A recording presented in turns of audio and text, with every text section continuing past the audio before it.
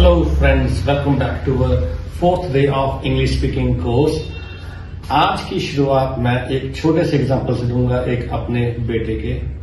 मेरा बेटा जो कि 6 साल का है वो आज स्कूल गया, उसका आज फर्स्ट डे था फर्स्ट क्लास में। तो उसकी मैडम ने उसको बोला कि आप लोगों ने मेरे साथ इंग्लिश में बात करनी है, इंग्लिश की टीचर ने बोला हमको ये बात। तो उसके दिमाग में ये बैठ गई कि मैंने मैडम के साथ इंग्लिश में बात करनी है, चाहे जैसे भी हो, मुझे बोलना है। तो मैडम ने उससे पूछा कि तुम्हारे पास रबर है। अब उन्होंने इंग्लिश में नहीं पूछा था, इसके मन में था कि मैंने इंग्लिश में बात करनी है। तो इसने बोला madam I have no rubber. अब इसने बोलना तो ऐसे था I do not have any rubber, but इसने बोला आई हैव नो रबर, जो कि बहुत ही मुझे अच्छा लगा जब इसने मुझे घर आके बताया कि मैंने ऐसे बोला। तो मैंने उससे वैसे ही पूछा कि मैंने कहा तुझे कैसे पता कि आई हैव नो रबर ही बोला था यहाँ पे। उसने कहा कि मुझे कुछ तो मैंने पढ़ा हुआ था, कुछ मेरे दिमाग में था, तो मुझे लगा यही बोलना ठीक रहेगा, तो ऐसे मैंने बोल दिया और मैंने उसको एक चॉकलेट दी।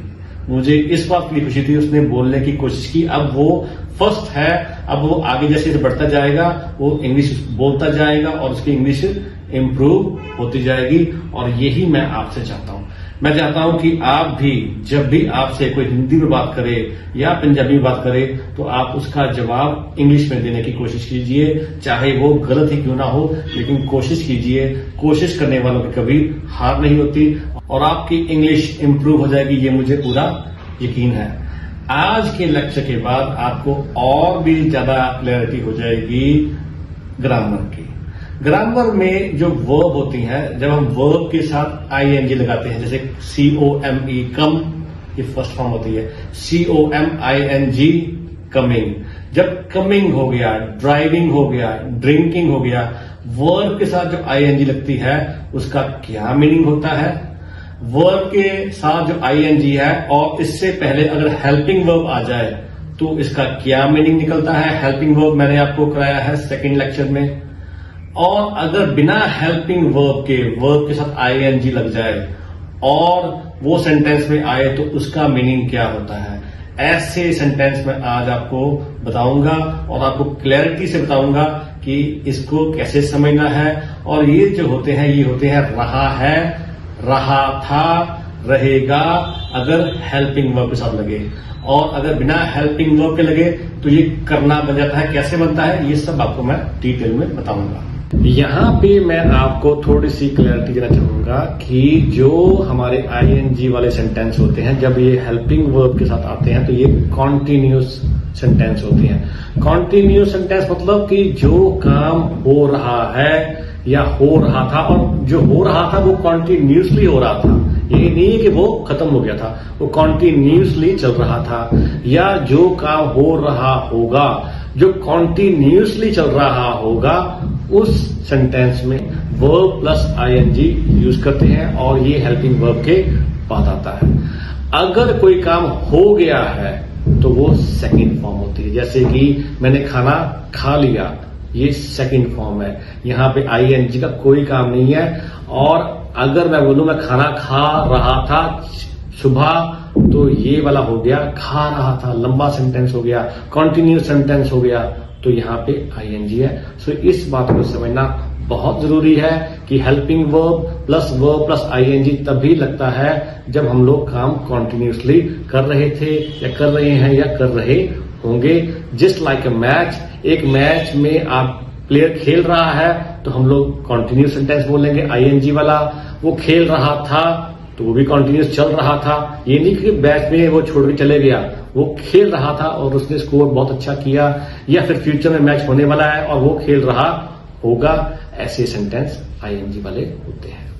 अब आप देखिए यहां पे मेरे साथ कुछ फॉर्म्स ऑफ वर्ब है। इन सभी फॉर्म्स ऑफ वर्ब को तो मैं एक्सप्लेन नहीं कर पाऊंगा, लेकिन इनमें से कुछ को मैं यहां से उठाऊंगा और फिर आपको एक्सप्लेन करूंगा इन डिटेल की क्या क्या मीनिंग निकलता है अगर इनके साथ आईएनजी लग जाए। अब आप देखिए यहां पे देखिए कि इफ, अब आपको समझाता हूं पहले, सबसे पहले if a verb plus ING comes after a helping verb then ING becomes कर रहा है इन हिंदी। क्या मतलब है? यदि वर्ब के साथ जो आईएनजी लगा हो वो किसी हेल्पिंग वर्ब के बाद आए तो उस समय जो वर्ब के साथ आईएनजी लगा होता है, उस आईएनजी का मीनिंग होता है रहा है। जैसे कि हेल्पिंग वर्ब लग गया इज और उसके साथ आ गया कमिंग, तो इसका मतलब है वो आ रहा है। ठीक है जी, आ रहा है, आ मतलब हो गया कम और रहा है हो गया आईएनजी। अब आपको मैं यही बात एग्जाम्पल के साथ बताऊंगा। जैसे यहां पे लिखा है he is helping me. Is क्या है? यहां पे हेल्पिंग वर्ब है। अब आपको पता है कि हेल्पिंग वर्ब मैंने आपको सेकंड लेक्चर में कराया हुआ है और यहां पे हेल्प लग गया। हेल्प क्या है? वर्ब, और वर्ब के साथ क्या लग गया? आईएनजी। सो यहां पे आ गया ही इज हेल्पिंग मी, तो यहां पे आईएनजी क्या बन गया? रहा है। अब किसका मीनिंग क्या बन गया? वह मेरी हेल्प कर रहा है। अब ही हो गया वह, मी हो गया मेरी, हेल्प जो मैंने आपको बोला कि हेल्प हमारी वर्ब है और यहां आईएनजी लग गया तो वो बन गया कर रहा है। और अगर यही आईएनजी वर्ब के साथ लग के आए और ये कब आए? बिना हेल्पिंग वर्ब के। If verb plus ING comes without a helping verb then ING becomes करना। उस समय आईएनजी का मतलब होता है करना। आप देखिए यहां पे मैंने एक एग्जांपल दिया है, यहां पे देखिए ड्राइविंग अ कार। अब देखिए यहां पे ड्राइविंग DRIVE के साथ आईएनजी लग गया तो वो बन गया ड्राइविंग। और मेरा सेंटेंस स्टार्ट कहां से हुआ? ड्राइविंग ए कार। यहां पे ड्राइविंग क्या बन गया? ड्राइव करना। अगर आपको अभी तक समझ नहीं है कोई बात नहीं, आगे मैं डिटेल में आपको समझाऊंगा। अभी सिर्फ स्टार्टिंग में यही बता रहा हूं कि अगर ये आईएनजी बिना हेल्पिंग वर्ब के आ जाए तो उसका मतलब होता है करना, और अगर ये हेल्पिंग वर्ब के साथ लगकर आए आईएनजी तो उसका मतलब होता है कर रहा है।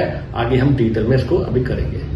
अब आप देखिए यहां पे जब मैंने लिखा ही इज हेल्पिंग मी तो उसका मतलब हो गया वह मेरी हेल्प कर रहा है। और अगर मैंने बोला आई एम हेल्पिंग हर, अब एम क्या है?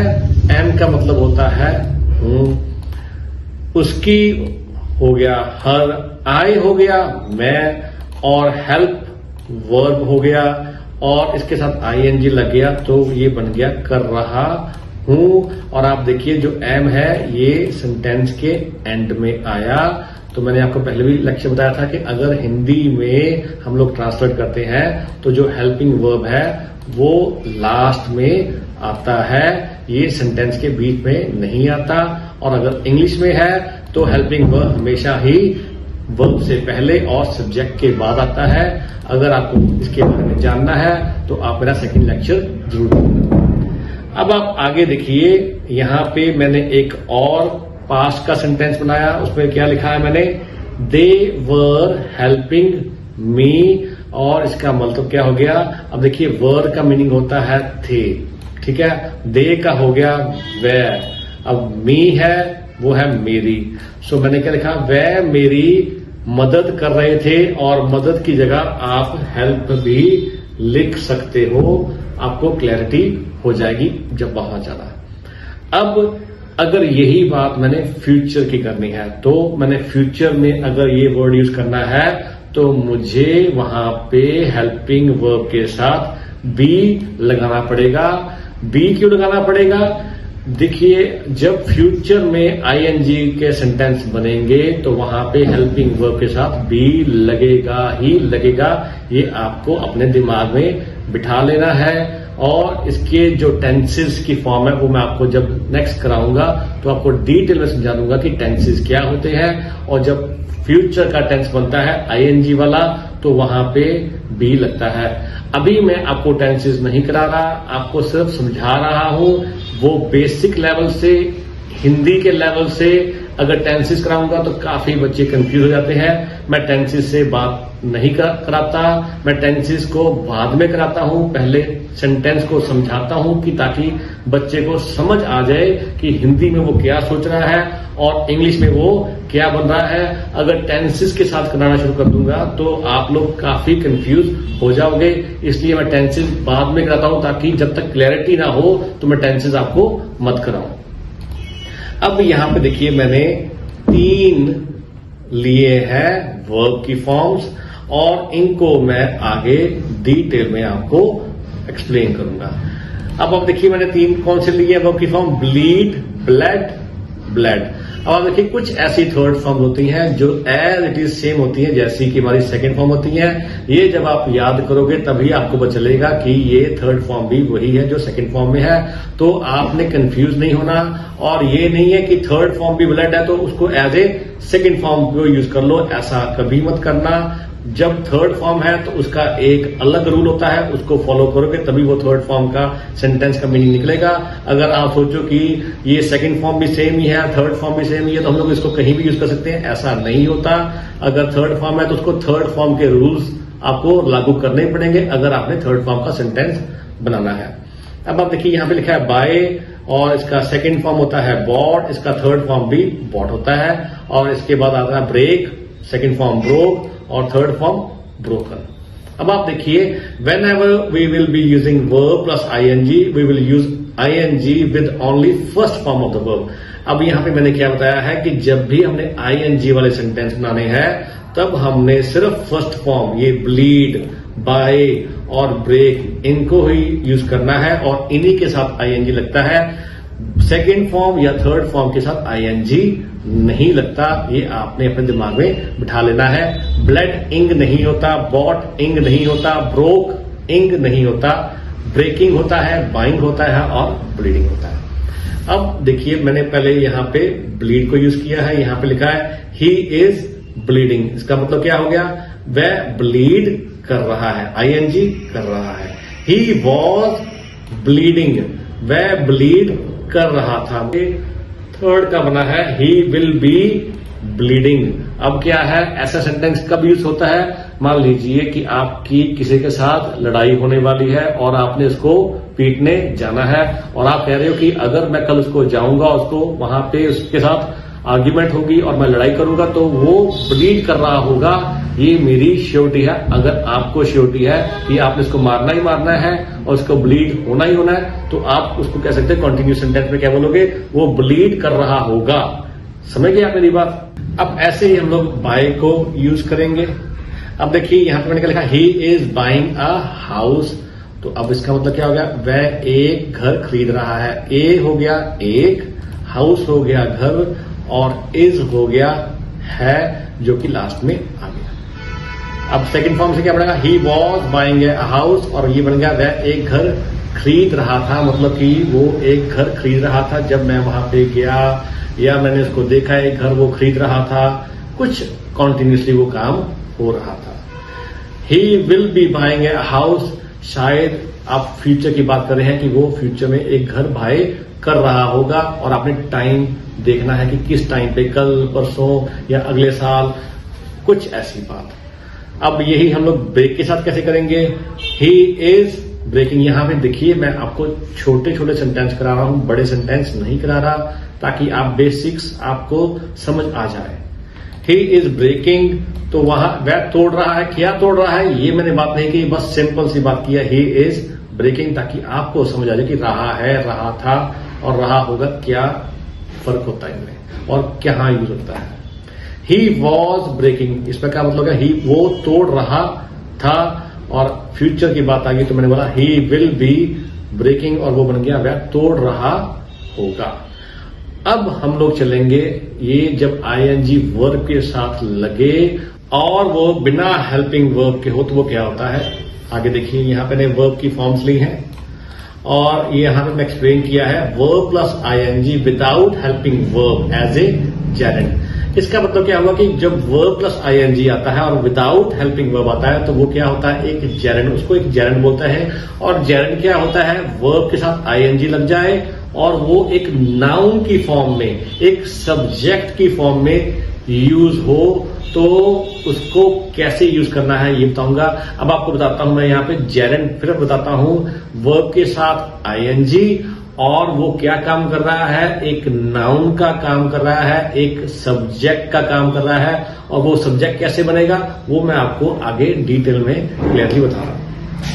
अब आप देखिए एक छोटा सा मैंने एक सेंटेंस बनाया है, वो है शी केम रनिंग। यहाँ पे देखिए कमिंग की बात नहीं हुई। यहाँ पे मैंने सेकंड फॉर्म यूज किया है और रनिंग आईएनजी यूज किया है। यहाँ पे मैं आपको ये बताना चाहता हूं कि यहाँ पे फर्स्ट फॉर्म तो है नहीं, इज एमआर तो है नहीं है, वॉज वर्ब भी नहीं है। यहाँ पे मैंने एक सेकंड फॉर्म ऑफ वर्ब लिया और उसके साथ एक first form of verb plus ING वाला सेंटेंस लिया। अब मैंने यहाँ पे क्यों लिया, वो इसलिए लिया कि ये भी एक जेरेंड की फॉर्म होता है, पर this is an advanced English sentence. मैं यहां बताना चाहूंगा कि ये एक एडवांस्ड इंग्लिश सेंटेंस है और हम लोग ये नहीं करने वाले।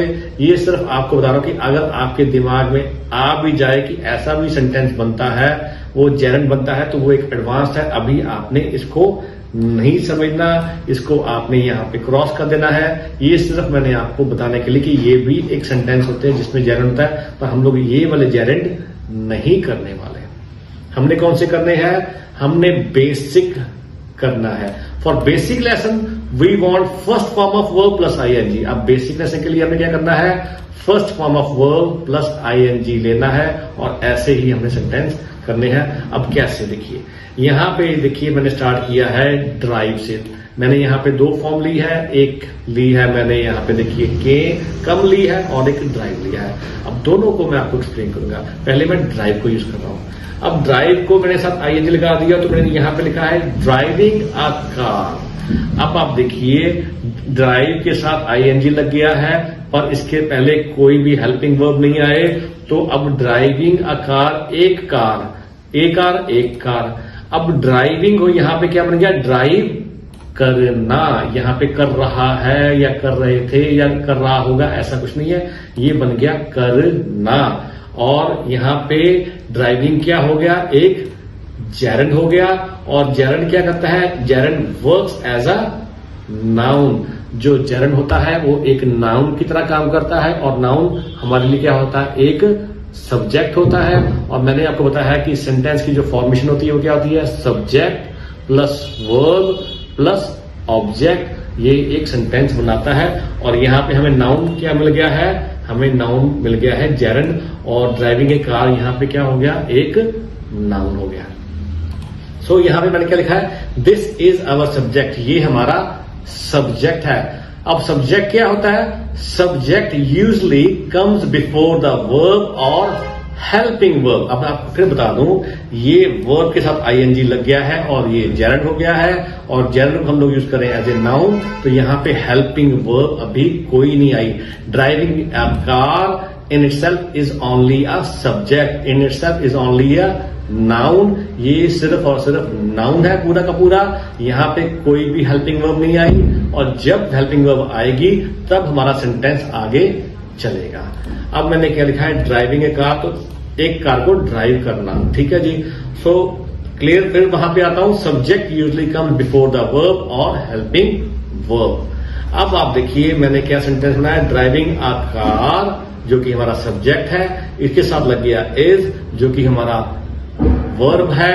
वहां पे लिखा इज नॉट इजी। मैंने लिखा है एक कार को ड्राइव करना आसान नहीं है। अब यहाँ पे ड्राइविंग अ कार हमारा जेरेंड बन गया, ये हेल्पिंग वर्ब आ गया, और मैंने बोला नॉट इजी बन गया, आसान नहीं है। अब आप देखिए मेरा सेंटेंस क्या था? यहाँ पे driving A car is not easy, यहाँ बीच में मैंने कोई कॉमा कोई यूज नहीं किया, सीधा ही ड्राइविंग अ कार जेरेंड लिया, उसके साथ हेल्पिंग वर्ब लिया और यहाँ पे नॉट इजी।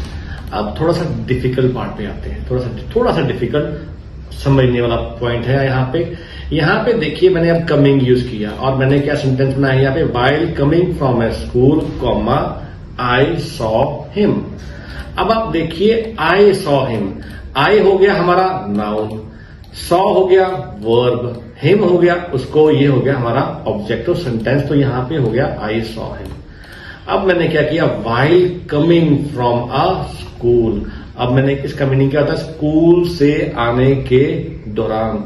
अब यहाँ पे ये जो कमिंग हो गया, ये एज ए जेरेंड तो यूज हो रहा है ये, पर ये एज ए नाउन यूज नहीं होगा।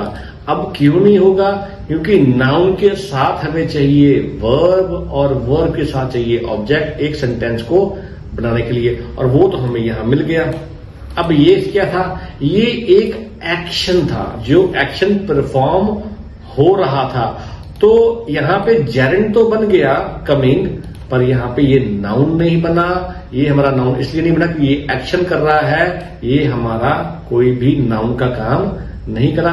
ये थोड़ा सा टिपिकल है, अगर आपको समझ नहीं भी आए कोई बात नहीं, हमने इसको अलग से एक और आगे जाके फिर दोबारा इसको डिटेल में करेंगे जेरेंड वाला, और उसमें आपको अच्छी तरह से समझ आ जाएगा। अब मैंने क्या लिखा है, देखिए, while coming from school in this sentence there is no verb और हेल्पिंग वर्ब। अभी आप ये देखिए, ये पूरा सेंटेंस कॉमा से पहले जो सेंटेंस आता है वो कंप्लीट होना चाहिए, उसके साथ अपना वर्ब भी आना चाहिए और उसके साथ ऑब्जेक्ट भी आना चाहिए। और इस सेंटेंस में ना कोई वर्ब है ना कोई ऑब्जेक्ट है, और वर्ब के साथ आईएनजी लग गया है जो कि जेरेंड बन गया है। सो इसमें क्या होता है, इसमें एक एक्शन परफॉर्म हो रहा है, मैं आपको दोबारा बोल रहा हूं, और इसमें ये एक सेंटेंस जो है ये नाउन नहीं बनेगा लेकिन जेरेंड बन गया। अब देखिए, a sentence can be of 3 words मैंने बताया है, और यूजुअली इट इज क्या होता है, सब्जेक्ट वर्ब एंड ऑब्जेक्ट। वही मैंने आपको बताया कि यहां पे आई सॉ हिम क्या बन गया, एक सेंटेंस बन गया। अब व्हाइल कमिंग फ्रॉम स्कूल, अब ये क्या हुआ, अब देखिए, this sentence is showing some action. ये सेंटेंस कुछ एक्शन दिखा रहा है, and that action is coming. जो वो एक्शन क्या है, कमिंग, मतलब वो आते हुए, ये एक एक्शन हो रहा है। और यहां पे ये जेरेंड तो बन गया लेकिन ये नाउन नहीं बना। So we have a verb without any subject, और यहां पे हमें वर्ब मिल गया जिसके साथ कोई भी सब्जेक्ट नहीं था। इसको जेरेंड तो बन गया, फिर मैं बता रहा हूं, पर एज ए नाउन यहां पे यूज नहीं होगा। अब एक लास्ट है जिसके साथ मैं ये लेक्चर अब कंक्लूड करूंगा, और वो मैंने ड्रिंक लिया है। अब ड्रिंक के साथ मैंने सेंटेंस क्या बनाया, drinking water is good for health. अब देखिए, ड्रिंकिंग वाटर क्या हो गया, जेरेंड, और ये हमारा क्या बन गया, एक नाउन। इज हमारा क्या हो गया, वर्ब, और हमारा ये बन गया सब्जेक्ट कि हमारी हेल्थ के लिए अच्छा है। तो ये सेंटेंस क्या ना, पानी पीना स्वास्थ्य के लिए अच्छा है।